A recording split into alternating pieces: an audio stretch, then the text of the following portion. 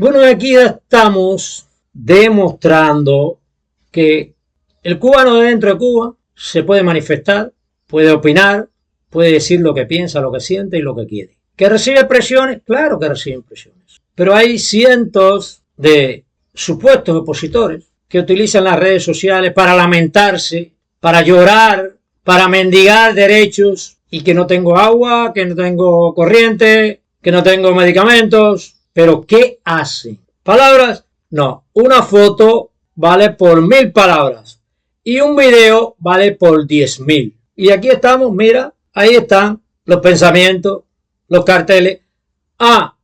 No tengo recursos para ponerlo en las calles o no me permiten también ponerlo en las calles. Bueno, lo pongo en las redes sociales. Esto es forma de lucha no violenta. Hoy era para que todas las redes sociales amanecieran con cubanos, con carteles rusos fuera de Cuba, libertad, derecho, justicia, constantemente. Que el mundo vea lo que quiere el pueblo de Cuba, aquí y en el exterior.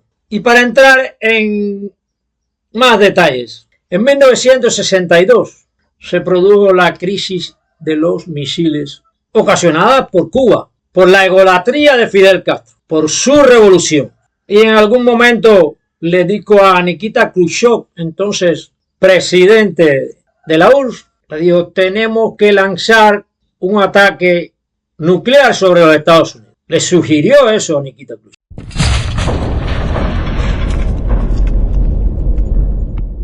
El 30 de octubre de 1962, Nikita Khrushchev escribió a Fidel Castro. En su cable del 27 de octubre usted propuso que deberíamos ser los primeros en llevar a cabo un ataque nuclear contra el territorio enemigo. Naturalmente, usted comprende a dónde nos hubiera llevado. No hubiera sido un simple golpe, sino el comienzo de una guerra mundial termonuclear. Estimado camarada Fidel Castro, encuentro su propuesta equivocada, aunque comprendo sus razones. Por supuesto, Estados Unidos hubiera sufrido enormes pérdidas, pero la Unión Soviética y todo el bloque socialista también hubieran sufrido grandemente. Es difícil decir cómo hubieran terminado las cosas para el pueblo cubano. Ante todo, Cuba se hubiera quemado en los fuegos de la guerra. Sin duda el pueblo cubano hubiera luchado valientemente, pero, también sin duda, hubiera perecido heroicamente. Esa fue la respuesta oficial, pero archivos secretos rusos, desclasificados poco antes del inicio de la guerra de Ucrania, ofrecieron detalles desconocidos sobre la reacción de Khrushchev. La reseña de los documentos, publicada en la revista Foreign Affairs, muestran a Khrushchev desconcertado y furioso con la sugerencia de su aliado cubano de lanzar un ataque nuclear contra Estados Unidos. Según un dictado tomado por su secretaria, mantenido en secreto todos estos años, Nikita gritó al recibir la nota de Castro. ¿Qué es esto, una locura temporal o la falta de cerebro? Afortunadamente para la humanidad, al día siguiente de recibir la nota de La Habana, el líder soviético decidió hacer lo contrario de lo que se le pedía y ordenó sacar los misiles de Cuba. Otro elemento que aclara la postura de Castro aparece en la transcripción de la reunión en la que se le comunicó la idea, expuesta por Sergei Biryusov, comandante de las fuerzas de misiles estratégicos, quien llegó a la isla el 29 de mayo de 1962. La reseña de la reunión expresa que los ojos de Castro se iluminaron cuando se le presentó la propuesta de instalar los cohetes nucleares. Finalmente Khrushchev retiró los cohetes, a cambio de la promesa de Kennedy de no invadir la isla y un acuerdo secreto para la retirada de los misiles estadounidenses nucleares de Turquía, que se ocultó a Fidel Castro. Aunque todo fue iniciativa de Nikita, al final el soviético demostró más racionalidad que su aliado caribeño y el holocausto se pospuso, al menos por esta vez.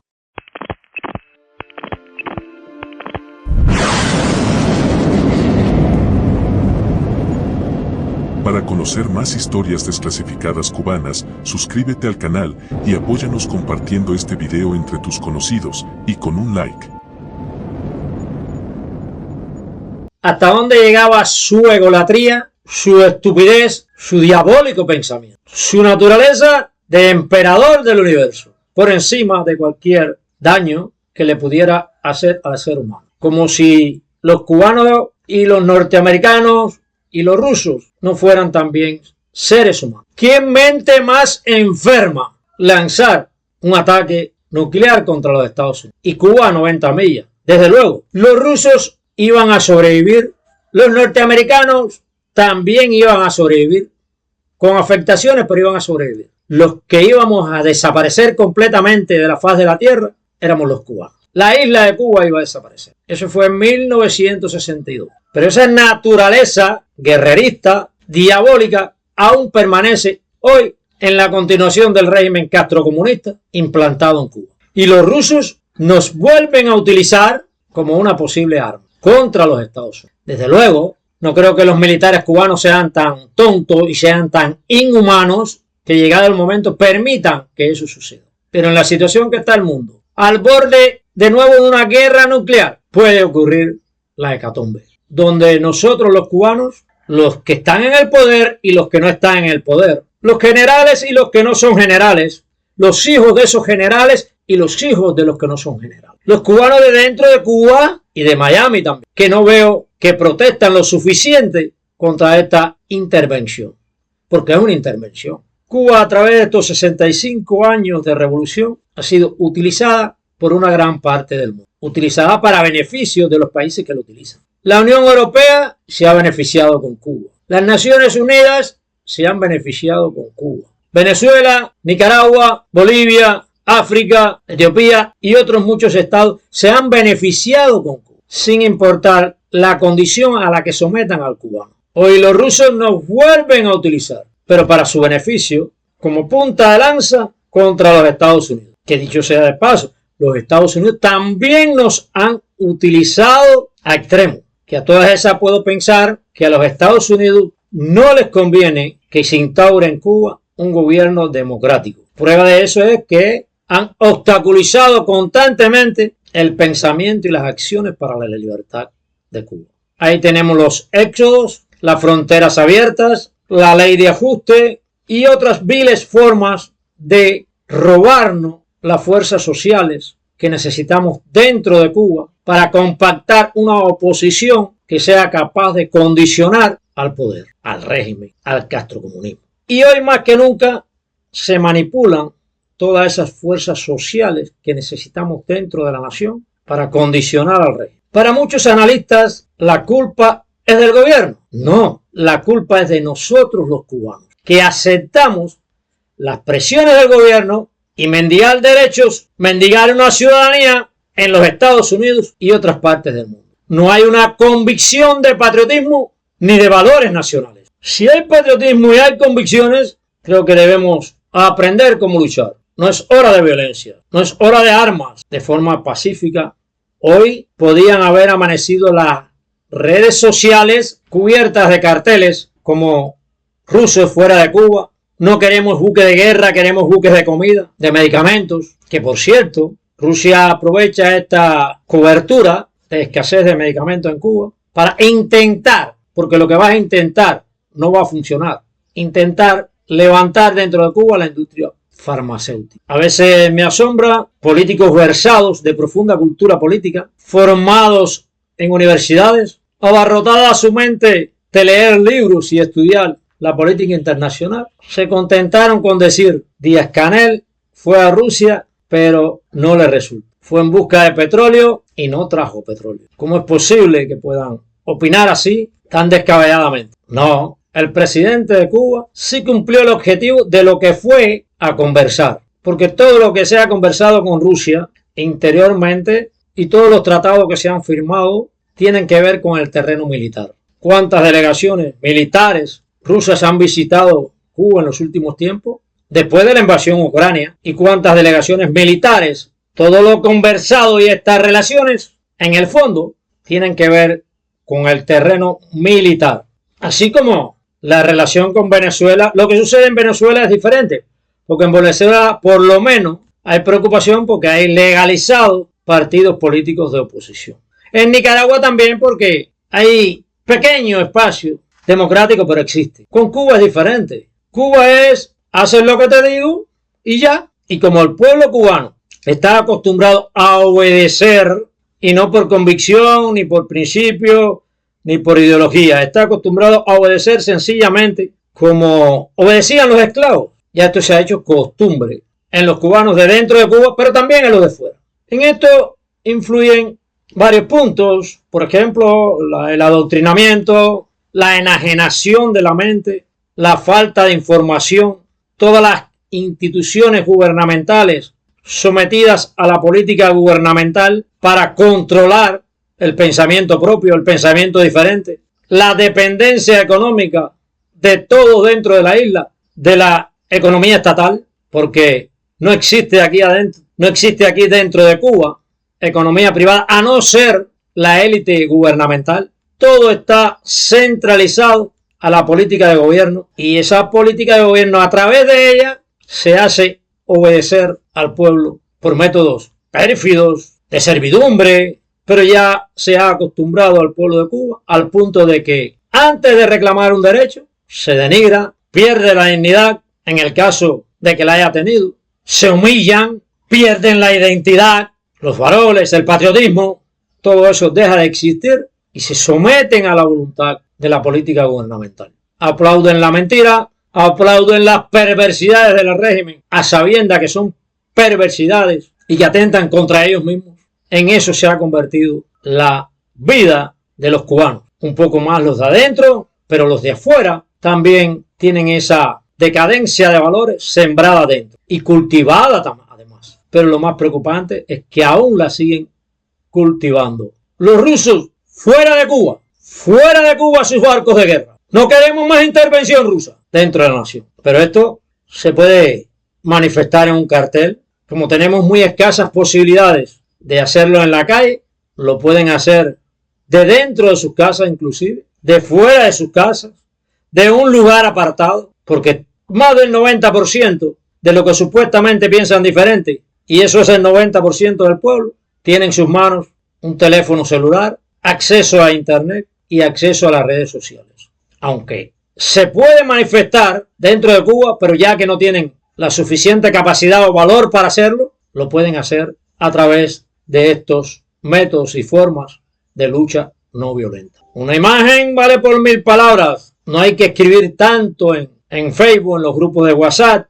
No, acompáñenlo con imágenes. Sean creativos. En cada edición de video que yo he colocado en las redes sociales hay un mensaje de civismo, de pacifismo, de convicción, de dignidad, de patriotismo, de cristianismo.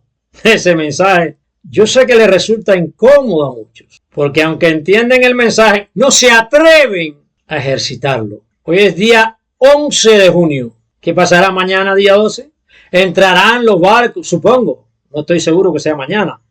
Entrarán los barcos al malecón, cientos de miles de cubanos que no están de acuerdo con esa intervención. Irán allí con sus celulares a sacar videos, para después especular. Pero esos cientos de miles de celulares debían dedicarse a poner un pensamiento propio, lo que sienten, lo que quieren, lo que viven, lo que ansían, y colocarlo en las redes sociales. Imagínense ustedes que hoy las redes sociales, hoy y mañana, amanecieran invadidas de carteles rusos fuera de Cuba, o no queremos los rusos acá adentro, o no queremos barcos de guerra, queremos barcos de comida, de medicamentos, de insumos para aliviar nuestras penurias, de petróleo, que hay que estarle mendigando a los rusos por petróleo y cambiárselo por nosotros, hacer función de arma contra los Estados Unidos.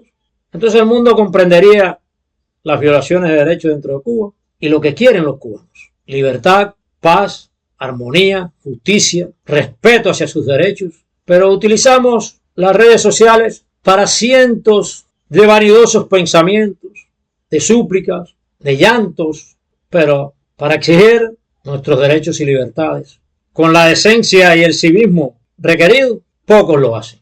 Las redes sociales es una de las armas más poderosas que tenemos actualmente para conquistar espacios de libertad, democracia y entendimiento entre todos los cubanos. Para sepultar los odios, no para incentivarlos, como algunos poquitos lo toman como enfrentamiento al régimen, que sí lo toma para sembrar odios, rencillas, envidias, injusticias, rencores y demás perversidades humanas. Hasta aquí mi catarsis de hoy. la catarsis que según una ley gubernamental que no conozco porque no me preocupa, puede conducirme al presidio, un presidio donde no voy a estar preso, voy a continuar en libertad. Así son los regímenes totalitarios, censuradores. Me decía un amigo, también periodista independiente, porque sí somos periodistas independientes, no somos periodistas de los que dependemos de un medio exterior que nos nutra, no, somos periodistas independientes dentro de Cuba, que no nos sometemos a ningún tipo de ni de censura ni de servidumbre. Y él me decía, tenemos que conocer la ley sobre los medios de prensa. Yo le contesté, yo no tengo que conocer nada, yo voy a continuar actuando diciendo la verdad, y no solo mi verdad, la verdad que muchos no se atreven a decir, lo que pienso, lo que siento y lo que creo, porque un cristiano no teme a los hombres y un cubano no se doblega ante un régimen que arruina su patria. Por lo tanto, intento hacer el bien todos los días de mi vida y ese bien no está condicionado con ninguna ley, directiva o documento legislativo de ningún país, no solo de Cuba. En ningún lugar del mundo que esté lo aceptaría. Bueno, he terminado mi catarsis de hoy en un lugar un poco oscuro, pero bueno, tuve que adaptarme a las circunstancias, porque es la naturaleza, es el tiempo, es Dios. Pero recuerden, cubanos, desde el lugar donde están, pueden decir lo que piensan, lo que sienten, lo que quieren, lo que buscan. Pueden crear sus propios espacios de libertad. Y cuando dentro de la nación haya muchos espacios de esto de libertad, la nación será libre. ¡Viva Cuba! ¡Viva la patria! ¡Viva la libertad! ¡Viva la justicia! ¡Viva Cristo Rey!